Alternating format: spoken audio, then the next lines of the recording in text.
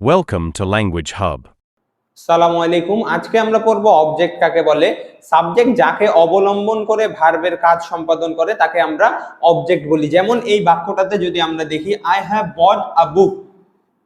কেনার কাজটা করার জন্য আই কে কাকে অবলম্বন করার লাগছে?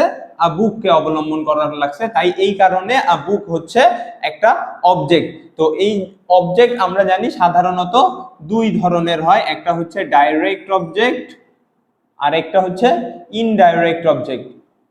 ডাইরেক্ট অবজেক্ট বলে হচ্ছে যখন আমরা ভার্বকে কি বা হোয়াট দ্বারা কোয়েশ্চেন করলে যা উত্তর পাই তাকে আমরা ডাইরেক্ট অবজেক্ট বলি। যেমন আমি যদি এখানে বটকে কোয়েশ্চেন করি কিনেছি, কি কিনেছি? আ বুক, তখন এইটা হয়ে যাবে আমার ডাইরেক্ট অবজেক্ট।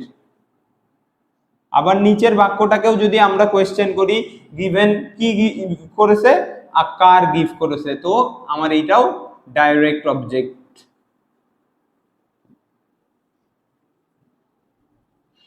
একইভাবে যখন আমরা ইনডাইরেক্ট অবজেক্ট বলি হচ্ছে যখন ভার্বকে হুম বা কাকে দ্বারা কোয়েশ্চেন করি, উত্তরে যা পাই তাকে আমরা বলি ইনডাইরেক্ট অবজেক্ট। যেমন আমরা I have given him a book, given কাকে দিছে?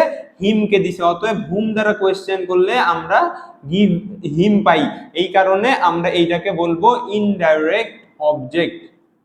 আবার সাধারণত কোনো বাক্যে যখন একটাই অবজেক্ট থাকে তখন তাকে আমরা ডাইরেক্ট অবজেক্ট বলি। আরেকটা জিনিস আমরা খেয়াল করলে দেখবো এখানে হিম এবং কার, হিম হচ্ছে প্রোনাউন, কার হচ্ছে নাউন, তাই আমরা বলতে পারি অবজেক্ট হয় নাউন বা প্রোনাউন। এইখানে আমরা ভার্বের অবজেক্ট দেখলাম, আর সাধারণত প্রিপোজিশনের পরেও একটা অবজেক্ট হয়। যেমন আমরা যদি একটু দেখি একটা উদাহরণ,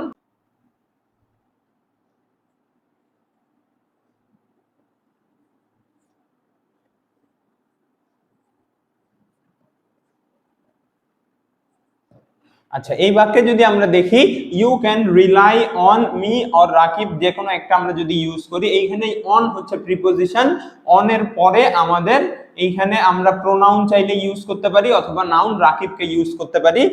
অবজেক্ট হয় সাধারণত দুইটা জিনিসের, একটা হচ্ছে ভার্বের অবজেক্ট আর একটা হচ্ছে প্রিপোজিশনের অবজেক্ট।